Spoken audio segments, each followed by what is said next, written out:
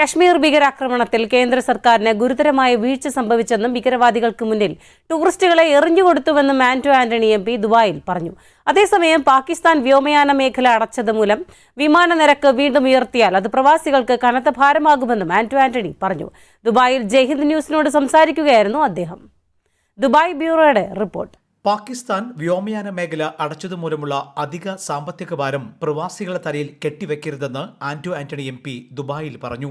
വീണ്ടും വിമാന ടിക്കറ്റ് നിരക്ക് ഉയർത്തിയാൽ അത് പ്രവാസികൾക്ക് കനത്ത ഭാരമാകും. ഗൾഫിലെ പ്രവാസികളിൽ വലിയൊരു വിഭാഗം കടുത്ത പ്രതിസന്ധിയിലാണ്.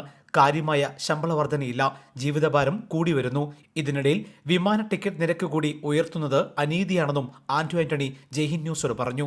ഇപ്പോഴുണ്ടായ സംഘർഷങ്ങളുടെ അടിസ്ഥാനത്തിൽ പാകിസ്ഥാൻ വ്യോമയാന മേഖല അടയ്ക്കുന്നതുകൊണ്ടുണ്ടാകുന്ന ആ പ്രതിസന്ധി വീണ്ടും പാവപ്പെട്ട പ്രവാസികളുടെ തലയിൽ അധിക ഭാരമായി അടിച്ചേൽപ്പിക്കരുത് എന്നുള്ളതാണ് എനിക്ക് പറയാനുള്ളത്. കാരണം ഇപ്പോൾ അന്തർദേശീയ തരത്തിലുള്ള നിരക്കിനേക്കാൾ എത്രയോ കൂടുതലാണ് ഗൾഫിലുള്ള പ്രവാസികളോട് ഈടാക്കുന്നത്. അപ്പോൾ വീണ്ടും അവരെ ഒരിക്കൽ കൂടി ഇതിൻ്റെ പേരിൽ കൂടി ഞെക്കിപ്പിഴിയാനുള്ള സാഹചര്യം അത് ഒരു കടുത്ത അനീതിയാണ്. കാശ്മീർ ഭീകരാക്രമണത്തിൽ കേന്ദ്ര സർക്കാരിന് ഗുരുതരമായ വീഴ്ച സംഭവിച്ചു.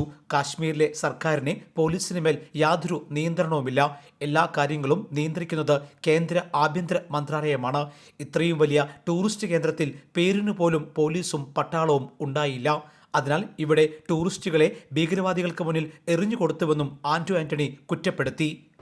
അതിർത്തിയിൽ നിന്ന് 200 കിലോമീറ്ററിനുള്ളിൽ നടക്കുന്ന ഒരു സംഭവത്തിൽ അത് സമയത്ത് അത് അറിയാനോ അതിനെ പ്രിവെൻറ്റ് ചെയ്യാനോ കഴിഞ്ഞില്ല എന്നുള്ളത് മാത്രമല്ല, 10,000-കണക്കിന് ടൂറിസ്റ്റുകൾ വരുന്ന ഒരു പ്രദേശത്ത് മരുന്നിന് പോലും പോലീസോ പട്ടാളമോ ഒന്നുമില്ലാതെ ഈ ഭീകരവാദികളുടെ മുന്നിലേക്ക് പാവപ്പെട്ട സാധാരണക്കാരായ ജനങ്ങളെ എറിഞ്ഞു കൊടുത്തു എന്നുള്ളതാണ് ഇതിലെ യാഥാർത്ഥ്യമായിട്ടുള്ളൊരു വസ്തുത.